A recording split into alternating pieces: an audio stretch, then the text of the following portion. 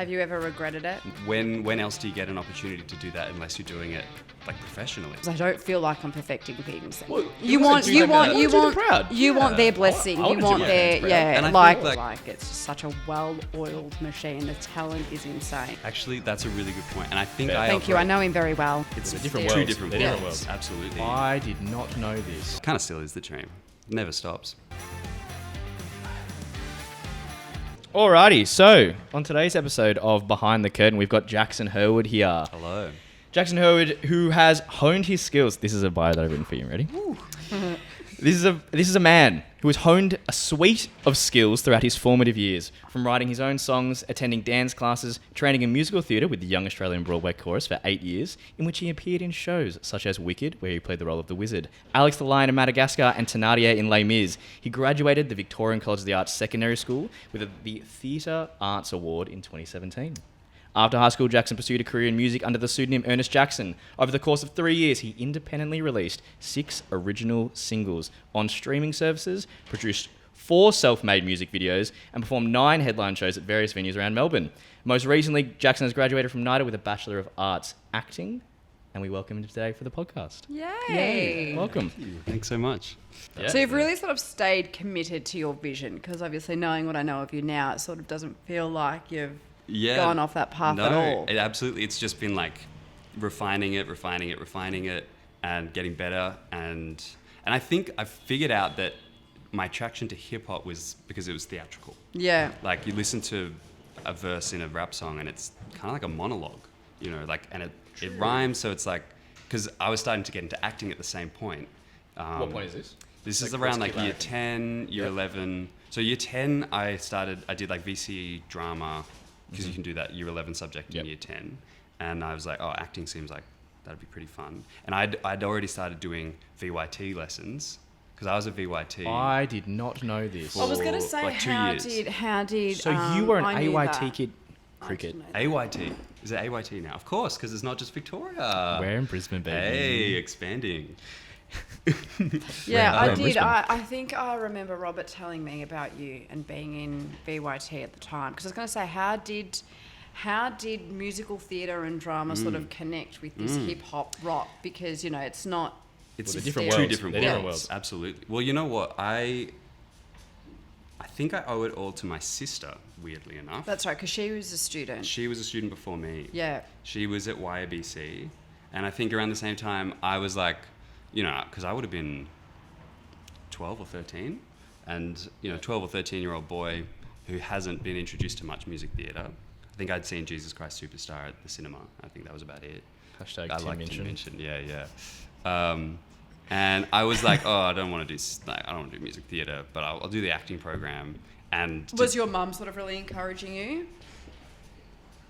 Did it come from... I think so. I think that Encouraging or and you know what? It supporting? must have been my dad, because he studied in acting when he did at Rusden back when that was a thing. Get out of town. Yeah, and he used to do a lot of like improv theatre. So I think he was really like, This will give be it a go, great you'll skill enjoy for it. you. Yeah. Just get and some experience, build the your classes confidence. was so much fun. Like, Yeah. and I loved Yeah, wow. my teachers. Like I had Petra as my first teacher. Who I think she still works here. Cricket scare. Cricket. Cricket scare. You're just pulling that face. Oh, no, sorry. I was just looking off into the distance. I remember I played the wolf in Red Riding Hood. And I really loved those classes. And then I went to see, not to compare the programs, but I went to see my sister in YABC, and I saw the show, and it was at the National Theatre. You're like, And I want to be that rock star. Yeah, just everyone was up there. I was like, There's oh, my dream. Wow. It is so This is cool. impressive, isn't it? Yeah, the show is amazing. Wait, how old were It's you always at been the time? amazing. Well, I guess I must have been like 13 or 14. 13 or 14. Yeah, okay. Um, You can imagine that. Yeah. Seeing something. I remember like that. seeing my first YBC show. How old were you? Like student age or adult age? No, it was adult. I would have been about 20 or 21. Oh, yeah. I was like, this is Epic. incredible. Yeah. Like, it really does blow you away, It especially does. if you see it for the first time. Like, it's just such a well-oiled machine. The talent is insane. Yeah. So, yeah, I think Yeah. everybody gets that emotion when they see it for the first time. Yeah. And I think you either go, wow, this is amazing. I want to watch this for the rest of my life. Or I want to do Or you this. go, I have to be up there. Yeah. And for me, it was like, I got to be up there. This is I amazing. love that. I remember the triple threats coming on and I was just like, Wow. you know, as a kid, you go, oh, wow, that's so cool. Yeah. Like, Yeah. they get to do these amazing, like, their dancing is like, your little brain can't comprehend it because you're just like, There's a lot of them little too. brain. Yeah. But it's huge. It's Yeah. massive. And you kind of don't see anything like it because there's And so there's many and, people. and on it's stage. diverse. Like there's just like as in the students. There's so much diversity amongst the students, the talent. Like Oh, it's true. and Yeah. on a scale when you see them all up there, it's like Yeah. Yeah. you That's are a incredible. really good point because Yeah. I think you can see if you see one number and like maybe it's a tap number and you're not like so into like classical music theater and you might kind of be like, oh, that's cool, but like Yeah. It's not the wouldn't Betty wanna Ballet do up that. the road kind Nah, of but thing. then It's American very Idiot, different. American Exactly. Idiot comes Yeah. in, there's a rock in there. Yeah, Yeah. and I'm there. And then you got Mary Poppins at the end. Yeah. You know, been a Sing the Birds. And Yeah. once you start doing it, you're feeding them. Feed the birds. And I think learning that to be that versatile is just a great life skill. And I'm sure you can obviously support that now with your career and what you've done with your rock and your hip hop and just, you know, your career path. It's like, it's got nothing really to do with musical theatre, but you would have gained so many skills from being Yeah. in that program that you're able Absolutely. to apply now to your Yeah. everyday life. Honestly. Regardless of music or not. Like, Yeah. I think like confidence and like especially once you know, like as you're progressing through the years and through the levels and then once you get to triple, like I always say confidence and stamina were the two like biggest things that I have to thank stage school for. Yeah. Because like I don't get stage fright anymore because of getting out every night for 2 weeks. You know Yeah. what I mean? That's and the stamina amazing. of that Triples. is like, yeah. You just go, when else do you get an opportunity to do that unless you're doing it like professionally? Like not even at Yeah. That's drama actually so school, true. really. It is so true. It's also just like you've obviously done a lot of the extra summer productions with us, and it's Yeah, like yeah. you've got to turn like you rehearse a show in a week, and then you're performing that week after every day. So Yeah. that's also just a skill. Learning something in such a short amount of time, Yeah. and then you're on. Yeah. Well, I was going to say, how did you find that experience? Because we spoke to Jackie Green kind of about her history and her life. Yeah. And it was really like she was talking about, you know, you'd turn up on the day, you'd learn the show, or you'd learn the routine, and then you perform it that night. And then we compare that to kind of our model where you get 80 kids, young performers, in a room for a week, you rehearse the show, and then you put it on for a week or a week and a half or 2 weeks. So obviously you've done that a lot. Yeah. How did you find, I mean, we did that a little bit. We did that. But like, how did you find that? I loved it. I mean, my first experience of that was Aladdin Junior, 2015. Yep. Where I got to play the genie. Oh, I remember which- having to talk you into that show. I missed that. Really? In the barn. Yeah. Yeah. I don't think it was on your radar. Oh. Funnily Really? enough, a lot of our production shows sometimes just straight over kids' heads. They're like, Yeah. "Wow, that's amazing they're doing that," but don't realize that they can be involved in it. Yeah. Yeah. You know, that you can audition for this as well. Like, it's not. Oh, I think You I've know? convinced like 60% of. Definitely Madagascar Junior. Oh They're, yeah. Like on the hustle. yeah. Yeah. And I remember being like, oh, I don't know. Like What was the selling point? Have you ever regretted it? never. Absolutely. Loved it. And to know what it is as well, it's like sometimes there are casting gaps, you know, and we know we Oh, have yeah. the pool of talent that would be suitable for these casting gaps, and it's like you just need to know that we think that you're going to be great for this show.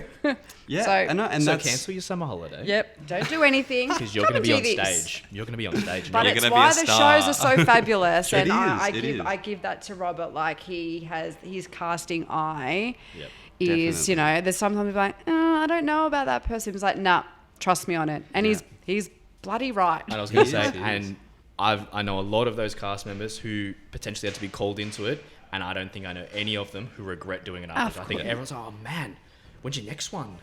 Mid-year? Oh. Because do you I have get to wait this, till next you January? get this experience Yeah. Yep. that is like priceless. You get so much attention and work that's invested in you that you don't really get anywhere else. You know, like the people who work with you want you to be the best version of you in that role. Yep. So there's Yeah. all this work to make you a better performer. Absolutely. You know what? I actually remember that the most resistance I ever put up was for Les Mis, right at the very end, because I had been like so lucky in playing all these comedy roles, right? Like from the start, from like Genie, I remember this. and like all of the National Theatre shows, like the mid-year and the end-of-year shows would always be comedic characters. And I think, and I reflect on that now and I go, I think that is what helped me in my acting, because, you know, comedy is like, if you can do that, you can do anything else, and it's so quick. But I was like, I don't want to be the funny guy anymore. Tenadio. Yeah. I don't want to do it. Like, I You're want just to like in your head, make what people was the role, cry. what's the role? I can do it. I can do the No, drama. I And remember just- this. Yeah, and I remember this. It was a he was sticking point. pushed It was- back. I was like, point. I'm not going to do it. If And I was don't like, get no, to Jackson, play you are a gonna do dramatic it. role. There's like 10 bazillion dramatic roles in this show.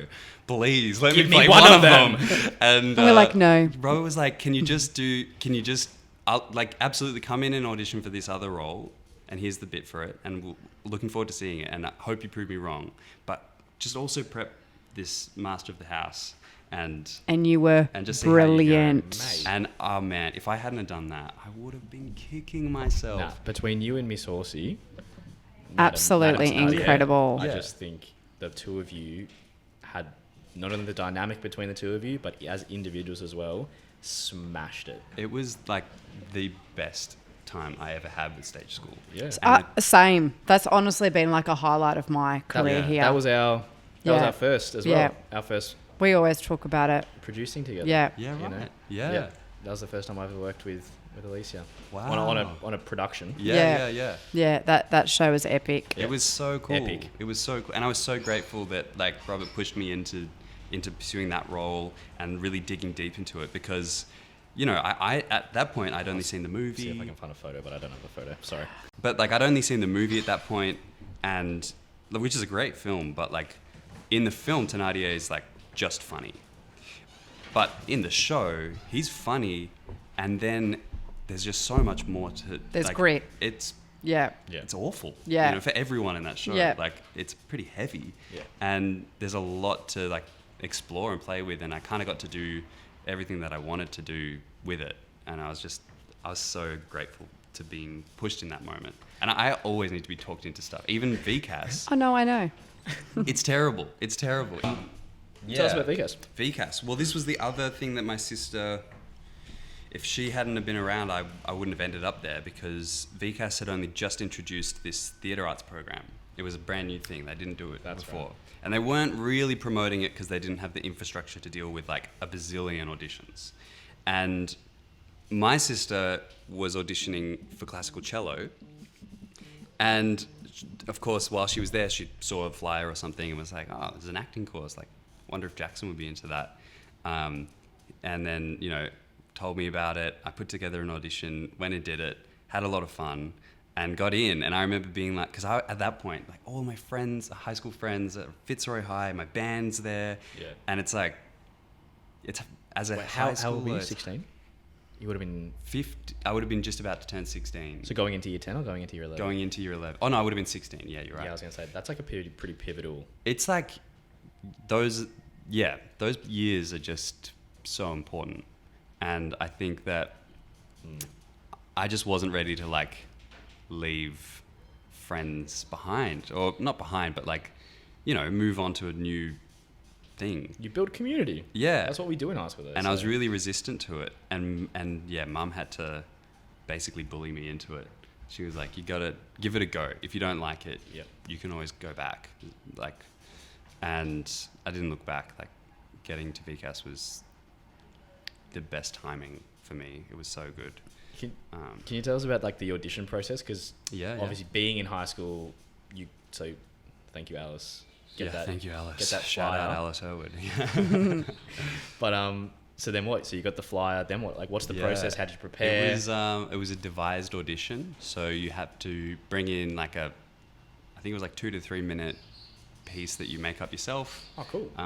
Acting. Acting. Yep. Kind of like a drama solo, I guess. But it's like it's about you and your life, something from your life. I can't really remember. I remember I did So some you sort can't of do it right now? no. Okay. I did some sort of tightrope thing about I actually couldn't tell you, but I remember spending a couple of weeks on it and just putting together this thing. I wasn't that confident in it, but I thought, well, what have I got to lose? I don't even know if I want to do this thing. Mm-hmm. It'll be a good experience. And at that point I knew that I wanted to pursue performing. So I was like, audition experience, it's a good thing to try. Are you someone who would like spend a lot of time actually preparing, or are you like give it a run through for a couple of times and then just naturally wing it on the day? Oh, no, I am a perfectionist and a control freak. So Yeah. it's a surprise we're friends. It's no, I think we balance each other out. Doesn't surprise me. Really? Yeah, no, you are a perfectionist in some things. Okay. In some things. Mm-hmm. And Interesting. the things that you care about. If you've Yeah. got an interest in it, you're a perfectionist. If you're not interested, forget about it. Actually, that's a really good point. And I think Fair. Thank you. I know him very well. Yeah. Damn. I can stop paying for a therapist. Like, I feel like I've got one in you. You've got me. No, I've got one in you. That's fine. Thank you. I think it's actually similar for me because I think that's how I got through those 2 years of high school. Because the thing was that it was pretty full on. Like what they were trying to do, and I think they accomplished it in retrospect, is within year 11 and 12, you get a similar-ish experience to like a first year of a university level performing arts experience. That's awesome. While also doing VCE Yep. and your academic subjects. So it's like half your day is your specialized subject. So they've got dance, music, visual art, theater arts, and I think there are some other programs there. And then the other half of your day is your academic time. So you do your VCE, whatever, English and whatever other subjects you choose to do. And it's like the work, so they cram it in. What you would usually do in a full day, you do in a half day. Yeah. And on top of that, I was also doing my ABC and all of the extra programs that I could. Yeah. And so it was like... Would you change anything? Never. Like, Loved it. 24 now. 24, 23? 24. 24, yeah. If there was anything that you could say to 15-year-old you, what advice would you give that 15-year-old? I honestly don't know if I'd change anything because otherwise I wouldn't be where I am right now.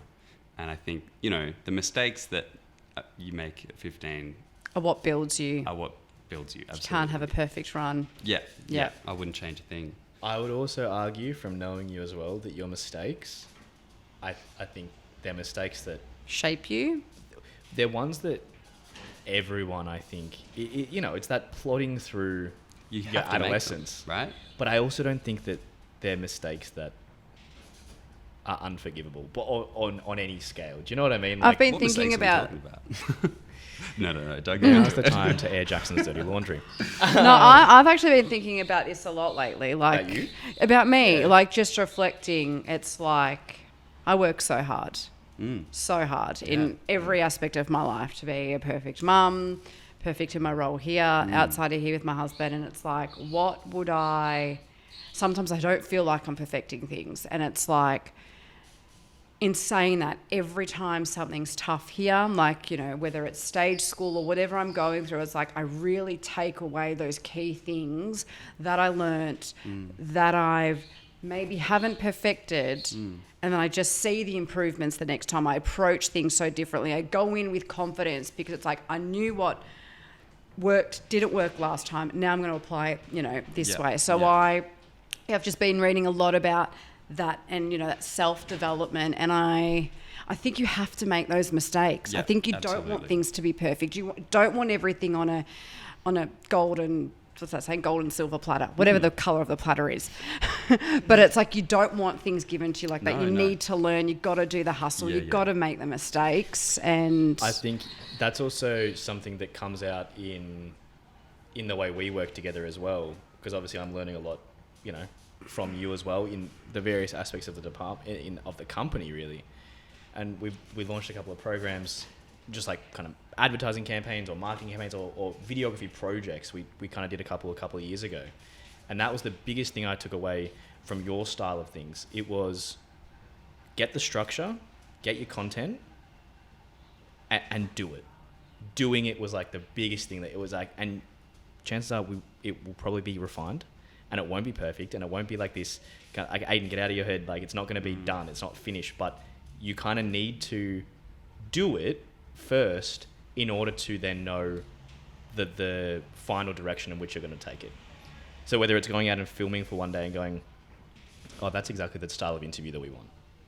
And then going, great, so now we can kind of take that forward. Like even this podcast. Filming, starting it and going, oh, no, that's the direction that we're looking to go in. Or that's not the direction we're looking to go in, you know? I was reading something, I can't remember exactly word for word what it was, but it was like, there was like a study done on 2 groups and they were photography students. And it was a group of students who procrastinated and like really wanted to perfect the perfect image. And they didn't take any photos. They just wanted to get that one perfect photo. Then there was another group that took photos every single day. But because they were repeating that habit of taking all those photos, they were actually overall the group that got the highest scores because they had so much practice of that repetition over the group that was trying to procrastinate. Anyway, that's going off on a tangent. But that's you on my project as well. That's you on my... Yeah, that's how I feel. Just action, do it. action, and then, you know... Learn through the doing of it. 100%. And you'll get to where you want to go to. Which, funnily enough, is actually something I've always admired of you. Because even when we were younger and you were putting out the music or you were always someone that I think had no issue in trying. Yeah. And then doing it and then putting it out. Yeah, and yeah. Put out a lot of unpolished products. That's the thing. It was. Yeah. You did. You put out a lot of unpolished stuff. Yeah. But for me, I was just like, oh. Actually, you know what? And it's not until later in life that I've really, really respected that. To go, oh, no. It takes a lot to put something out, number one. And number two, to then not only put something out that is not necessarily polished, but then to refine it and do it again. It's not just like, I've done it, it's done. It's, no, I know it's not perfect and that's fine and it's still out in the world, but it doesn't mean that I can't do it again or do it better. Yeah, especially with like art, because I think, you know, it doesn't necessarily represent, all it represents is the vision. And it's like it's a capture of a moment in time.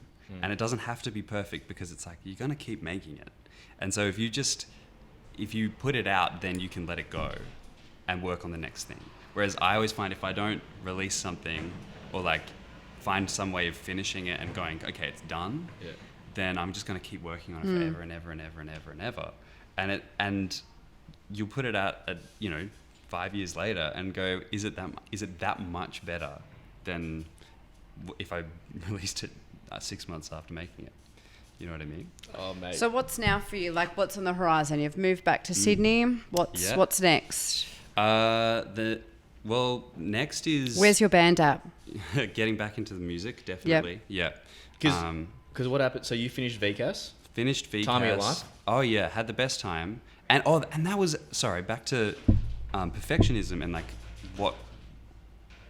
caring about the right things. And I think actually this is where we're in the same boat because at that point, in those 2 years, I had so much on my plate that it was a blessing because or at least my brain was able to let go of certain pressures that are pretty common in those years that you put on yourself, especially with VCE and that kind of thing. Absolutely.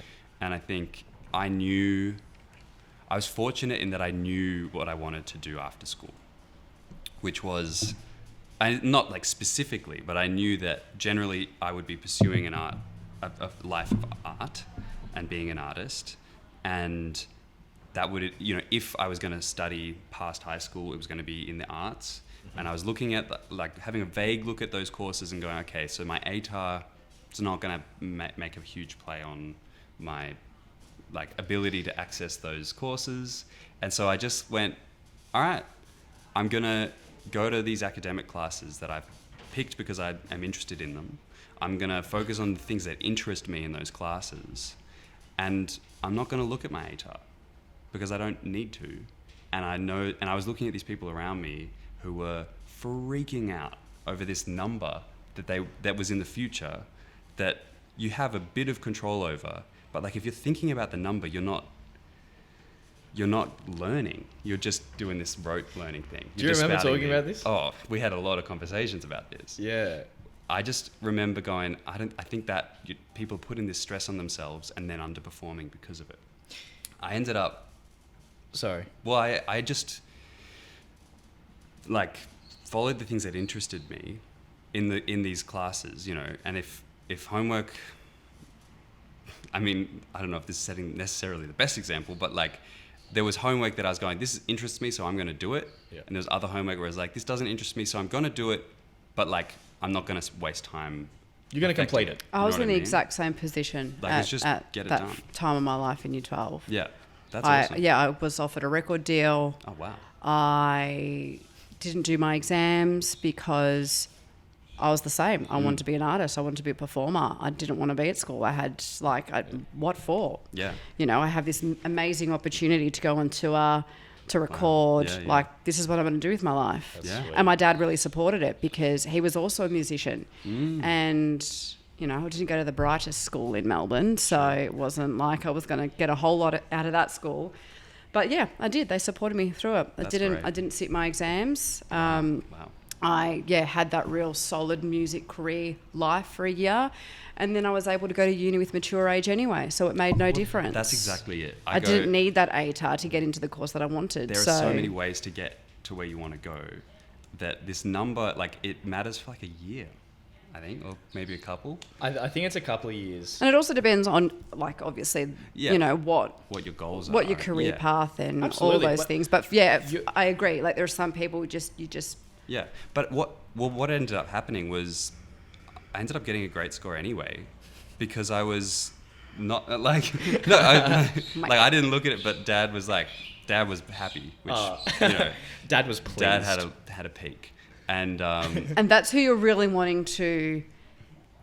What's the word I'm looking for? Not impress, but Well, you want proud. you want their blessing. I you wanna do want my their parents proud. And I like, think, like- that's who you're really trying to And I think satisfy. Family, man. exactly, and it's that thing of like, you know, there's some sort of productivity research that I was reading about like a month ago or something about if you have a smaller amount of time to do something, it doesn't necessarily mean you're going to do it worse. Or- You know what I mean? Like if you have just use your time a whole differently. week to do a project or one day, it's not going to really change the outcome that much Yo, procrastinator. because you'll procrastinate with that time. You go, I've got all this time, Old mate over I'll here. put it off. You know what I Me mean? and you, every day at uni. Yeah.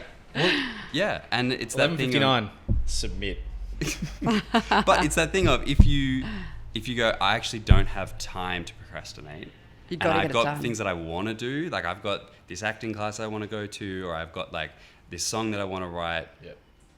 and this thing is in the way of that, so I'm just going to do it, get it out of the way, Oh. done, not think about it. You know I what had mean? to, Ada and I literally probably went through this maybe about a year or two, and it was like he didn't feel like he could take on, you know, more work or do enough here because he wasn't finding the time to achieve his goals. And I was like, well, how are you spending your time? Like, if you actually look at your day, Yeah. you can fit a lot into your day. It's just the decisions that you make on how you prioritize. Same conversation with Corey. It was like, oh, I don't know if I can do 4 days because I really want to do all these lessons. I was Shout out, like, Corey. you can still do these things. Yeah, like, yeah. it's just the choices that you make. Sorry, Corey. No, it absolutely is. That's You know. absolutely right. And like that's a lesson I feel like I relearn every like 6 months. You know. Yeah. Where you just have to reassess, like, what are you actually doing with your time? Where is it going? I mean, like I've just deleted all the apps off my phone so that I have to look them up manually. The social media. Yeah. Like they're still there, but I have to make the conscious decision. It's not just a habit. Habit. Of getting Yeah, there. it's Yeah. not just like you open your phone and it's there and you Yeah. go, oh, I guess I'll check out what's Yeah. going on. Like you go, oh, you have to make that extra step. And so it's Because reduced they are my tools. screen time a lot. They Yeah, are tools, absolutely. you know. So And I Especially as think an people are artist, like- becoming far more aware of it. I just feel like these conversations coming up a lot more about social media and the actively using impact it. that it is actually having on your time. Yeah, definitely. and attention span. Yeah. Yeah. People are As really we post noticing. on Instagram and TikTok. Yeah. Yeah. Well, that's the thing though. As a tool, it can be great. And Yeah. as long as you're conscious in your use of it, it can be manageable. But it is hard. You have to take certain steps to kind of reduce the addictiveness of it. That All right, guys. scrolling. We're going to get less philosophical right now. Let's get back into Jackson's gap year. Yes. Ernest Jackson. I wanted to say So- EJ. Yeah, well, that was the thing. So I finished VCAS, and as much as I loved it, and I loved doing all of this studying, and I loved doing all the acting, and I was like, man, I am tired. And I also have been making all of this music in like the couple of hours I have on a weekend. I want to spend some dedicated time to that.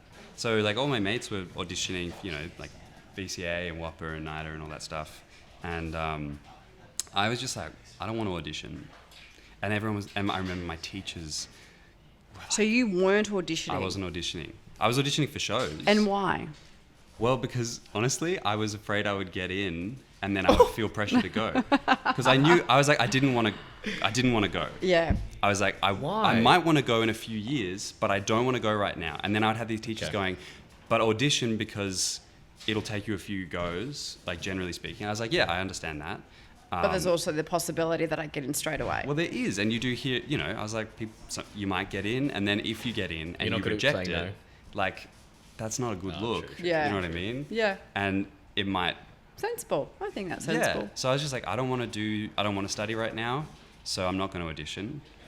And I just made music, and I worked at stage school, and I traveled a little bit, not as much as I probably should have, now looking back on COVID years and everything. But, you know, I went to New Zealand with some mates and saw a lot of live music, and I was, you know, the whole bio you just read out at the start of the thing. Like, Yeah, man. I made a whole lot of music, gigged a whole lot, made music videos. Ernest Jackson. I was working real hard on this Ernest Jackson thing.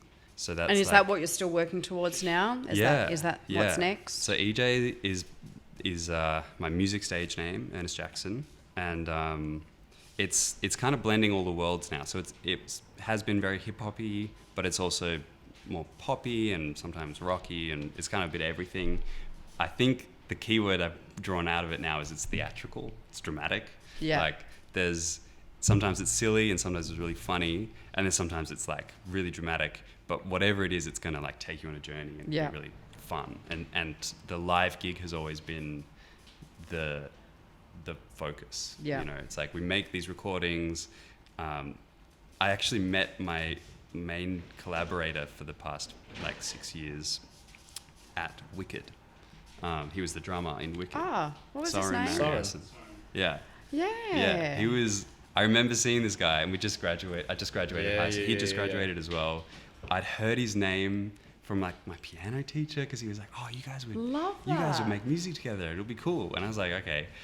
And then I meet this random dude. And so you've stayed we're in still, touch. Yeah. We wrote a he's music video my the other best day. mate. Yeah, he's in a music video. Who? Aiden and Soren were in a music video I was shooting last week. EJ. Yeah. Yeah, right. It's It's great. Yeah, and so we started making music together, but it was like songs that I was writing, and then we'd come together, and he was like producing a lot of them. Mad and, producer. Like shout out Soren. He's Mad producer. He's making amazing stuff. And doing a lot of cool stuff at the moment as well. Yeah. He's working hard. And so we started gigging and writing these songs and putting them out, and I was just loving that, and I was having so much fun, and it felt like I was building this momentum with it, getting to a place where I was starting to go, okay, the gig, it's not feeling amateur anymore, like, and we're starting to sell out, and like, as in like the you know, our last You really few started gigs, to find that shift. Yeah. It was like, okay, this is starting to happen. Like, we're clocking into something. Because we went through, our first gig had like 8 people in the band. Our second gig was just me and Soren, and it was all digital. And then we started gigging just me singing, Soren on drums and like activating tracks and stuff, and a saxophone player, Lockie, who would put his saxophone through this modulator, and it would sound like a synthesizer. It was whack, and it was like theatrical, you know what I mean? Like, Curious. I picked those instruments because those players were in my life and they're amazing at what they do, but also it's theatrical. Like, drums in a space is going to amplify everything and make it feel alive. And the saxophone is just such an expressive instrument that you can like dance with. And so it was all about like creating this energy. And I was really loving that. And then COVID hit, and it kind of just like took out a whole lot of momentum. And I was like, man, I don't know. Like I could kind of keep grinding at this and pushing away at this. And Mum was like, maybe you should think about studying. Once again, getting pushed into something. Because I was like, nah, I don't want to study. She was like, nah, think about it. Like, Thank you, Mum. you might enjoy it, and you know, it might help you like get past this point that you've hit, this kind of like peaking out. Of course. You've been improving, and now it's like maybe you need some training to amplify that. And also, you know, she was like, I loved uni. It was really fun. I think you'll love uni. Like, have that experience. Yeah. And so, end of 2020, started auditioning for the drama school, like VCA and NIDA, and like music theatre at VCA, as well as acting, and because I don't know, I wasn't that at that point. I was like kind of a bit tired of music theatre, and it didn't necessarily feel like it represented me and what I wanted to do. Yep. But there was always this like, oh, it'd be cool if I got in. You know what I mean? Like, it would feel great like to get into this. Yeah. And anyway, that was an interesting moment, because I got into music theatre at VCA long before the NIDA callbacks happened. And I was like, I guess, because NIDA was like, kind of seemed unrealistic. It seemed like I didn't know that many people that from Victoria went there or got in, and I don't know, it seemed so far away that it was like, oh, that won't happen. They won't want me. Yep. And so I was like, I guess I'm doing music theatre for the next 3 years. Okay. And I was conflicted feeling. I was like, I think like it was cool and exciting, but also I wasn't sure that it was going to be the place for me. And I had this feeling as well. I was like, I'm going to be in Melbourne still. And so all of my friends are here. My music is here. Is that going to distract me from my studies? Yeah. And then I was fortunate enough to get a callback for NIDA and then get accepted into NIDA. And that changed everything, because it was like, oh, okay, I'm 21 and I have this opportunity to move to a new city, make all these new friends, go to the school that feels like a dream come true, you know, and do the acting training, because I didn't want to study music because it's maths. And acting always felt like if I'm studying acting, I'm improving my music because it's storytelling, and that's like what I'm doing on stage either way. And so I was like, I've got to do this. This is going to be, you know, the new chapter in my life. And it felt like the perfect timing. And I'm coming out of lockdown, even though we went into another one, but it was like, okay, this is the right step. Yeah. This is the path. Yeah. So then went off to NIDA and did that. 3 years And down. now we're here. And now we're here. We're here. Graduated. Graduated. My God. Funnily enough, I did like 2 musicals at NIDA. In your Bachelor of Acting. In my Bachelor of Acting. And they have a singing actor program, which I was not in, and yet still ended up in the musicals. You're just being drawn in, bro. You can't get rid of it. It's in him. But I loved them. It was good fun. It's in him. Yeah. You got that musicals in you. Yeah. Yeah, amazing. Well, thank you, Jackson. Thanks for sharing your story. Thanks so really much. appreciate having you on the podcast. Oh. Yeah. It was fun. Yeah. Beautiful. Done. Bye.